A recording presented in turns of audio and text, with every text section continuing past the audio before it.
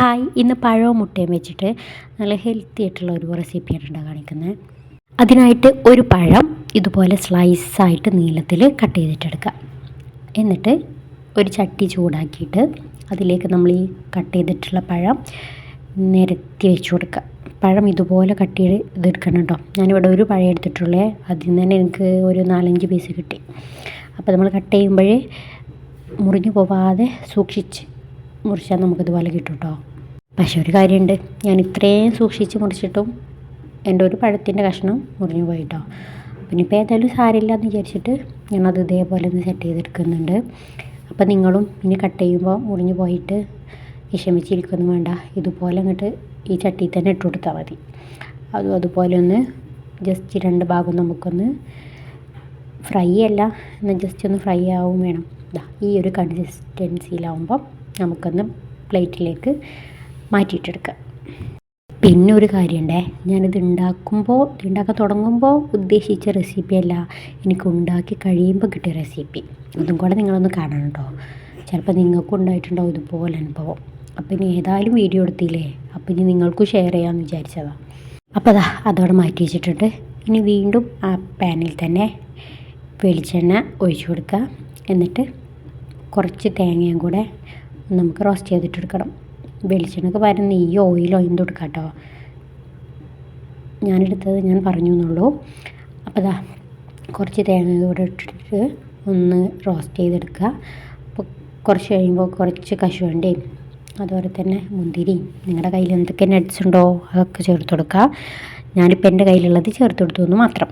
അപ്പോൾ അതും കൂടെ ചേർത്തിട്ട് നന്നായിട്ടൊന്നും കൂടി റോസ്റ്റ് ചെയ്തിട്ടെടുക്കുക. ഇനി ഒന്ന് കുറച്ചും കൂടെ കഴിയുമ്പോൾ ഒരു മധുരത്തിന് ആവശ്യമായിട്ടുള്ള 2-3 സ്പൂണ് പഞ്ചസാരയും കൂടെ നമുക്ക് ആഡ് ചെയ്ത് കൊടുക്കുക. പിന്നെ അതുപോലെ തന്നെ ഏലക്കായുടെ ഫ്ലേവർ ഇഷ്ടമുള്ളവർക്ക് അതും കൂടെ ഇതിൽ ചേർത്ത് കൊടുക്കുക കേട്ടോ. അപ്പോൾ ഞാൻ പഞ്ചസാരയും കൂടെ ചേർത്തിട്ടുണ്ട്. ഇത് നന്നായിട്ടൊന്ന് മിക്സ് ചെയ്തിട്ട് റോസ്റ്റ് ചെയ്തെടുക്കാം. അതുപോലെ തന്നെ നിങ്ങൾ ഈ ചാനൽ ആദ്യമായിട്ടാണ് കാണുന്നുണ്ടെങ്കിൽ സബ്സ്ക്രൈബ് ചെയ്യാനും ഷെയർ ചെയ്യാനും മറക്കരുതേ.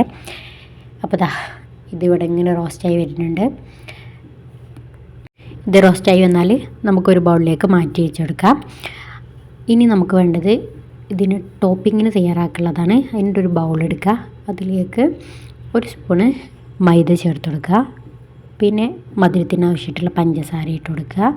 ഒരു നുള്ളു മഞ്ഞൾപ്പൊടി ഇട്ട് കൊടുക്കുക. കളറിന് വേണ്ടി മാത്രമാണ് കേട്ടോ. അത് വേണ്ടാത്തവർക്ക് സ്കിപ്പ് ചെയ്യാം.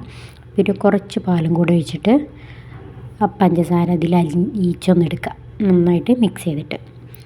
ഇനിയിപ്പോൾ ഇതിലേക്ക് ഒരു മുട്ടയും കൂടെ ചേർത്ത് കൊടുക്കുന്നുണ്ട്. ആ മുട്ടയും കൂടെ പൊട്ടിച്ച് വെച്ചിട്ട് വീണ്ടും നന്നായിട്ടൊന്ന് മിക്സ് ചെയ്തെടുക്കുക. ആ മുട്ടയും കൂടെ അതിലൊന്ന് മിക്സായിട്ട് കിട്ടണം, അത്രയേ ഉള്ളൂ കേട്ടോ. നിങ്ങളെ കയ്യിൽ വിസ്ക് ഉണ്ടെന്നുണ്ടെങ്കിൽ പെട്ടെന്ന് തന്നെ ആയിക്കോട്ടെ കേട്ടോ. ഞാൻ സ്പൂൺ ഉണ്ടായതുകൊണ്ട് കുറച്ച് ടൈം പിടിച്ചു ആ പാലിലൊന്ന് മിക്സായി വരാൻ. അപ്പോൾ ഇതിവിടെ റെഡി ആയിട്ടുണ്ട്. ഇനി അത് മാറ്റി വെക്കുക. എന്നിട്ട് വീണ്ടും നമ്മൾ നേരത്തെ എടുത്ത ചട്ടിയിൽ തന്നെ വീണ്ടും ഓയിൽ ഒഴിച്ച് കൊടുക്കുക. വേറെ ചട്ടി വേണമെങ്കിൽ എടുക്കാം, മോറാൻ മടിയുള്ളവർക്ക് ഇങ്ങനെയും ചെയ്യാം. അപ്പോൾ എന്തായാലും ചട്ടി ചൂടായി വന്നു. ഇനി ഇതിലേക്ക് നമ്മളിപ്പോൾ മിക്സാക്കി വെച്ചാൽ മുട്ടയുടെ മിക്സ് ഒഴിച്ചിട്ട് കൊടുക്കുക. നല്ല ചൂടുണ്ടായിരിക്കണം കേട്ടോ. എന്നിട്ട് ആ മുട്ടയുടെ മിക്സ് ചട്ടിയുടെ എല്ലാ ഭാഗത്തേക്കും ഒന്ന് ചുറ്റിച്ച് കൊടുക്കുക. അതെല്ലായിടത്തും ഒന്ന് പറ്റി പിടിക്കാൻ വേണ്ടിയിട്ടാണ്. നമ്മൾ ഓയിൽ ഒഴിച്ച് കൊടുത്തുകൊണ്ട് തന്നെ നമുക്ക് ചട്ടിയിൽ നിന്ന് പോരുന്ന് വിചാരിക്കാമല്ലോ.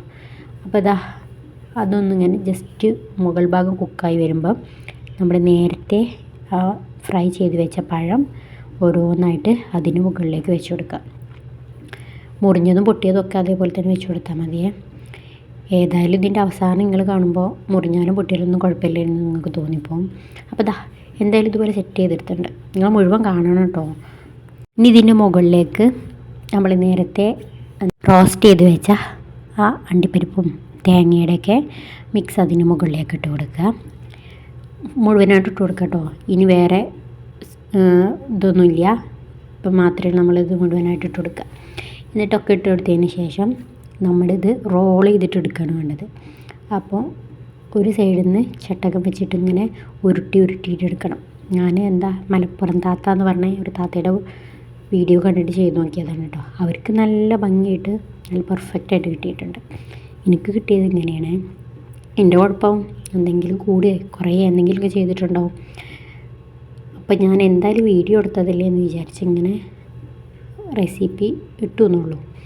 പക്ഷേ ഒരു കാര്യമുണ്ട്, ഇതിൻ്റെ അവസാനം ഞാനിത് വേറൊരു റെസിപ്പിയാക്കി മാറ്റിയതുകൊണ്ട് നല്ല ടേസ്റ്റ് ഉണ്ടായിരുന്നു കഴിക്കാൻ. അപ്പോൾ ഇങ്ങനെയൊരു റെസിപ്പി ഉണ്ടാക്കാമല്ലോ, നിങ്ങൾക്ക് വേണമെങ്കിൽ ഇങ്ങനെയും ട്രൈ ചെയ്യാം. അപ്പോൾ എന്തായാലും ഇതിൻ്റെ സൈഡിൽ നിന്ന് ഇങ്ങനെ റോൾ ചെയ്തിട്ടെടുക്കുകയാണ്. എനിക്കെങ്ങനെ വിരിച്ചിട്ടും റോൾ ചെയ്യാൻ കിട്ടുന്നില്ല. എൻ്റേത് ഇതാ ഇപ്പോൾ ചാടിപ്പോട്ടോ, കണ്ടോളി. ഒരു സ്പൂണും ഒരു ചട്ടകം വെച്ചിട്ടാണ് ഞാൻ മറിച്ച് വെക്കുന്നത്. അപ്പത്തിന് മറിഞ്ഞ് വീണ് കുറേ പ്രാവശ്യം ഞാൻ ഇതുപോലെ ട്രൈ ചെയ്ത് എങ്ങനായിട്ടും എനിക്ക് റോൾ ചെയ്യാൻ പറ്റിയില്ല.